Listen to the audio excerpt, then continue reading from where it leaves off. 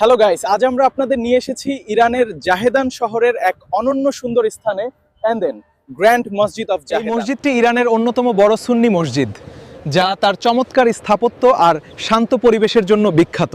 দেখুন, এই মসজিদটা ডিজাইনটা সত্যি অসাধারণ। বিশাল সাদা গম্বুজ, উঁচু মিনার আর আধুনিক স্থাপত্যের দারুণ। বিশেষ করে রাতে আলো জ্বলে উঠলে পুরো মসজিদ যেন স্বপ্নের মতো লাগে।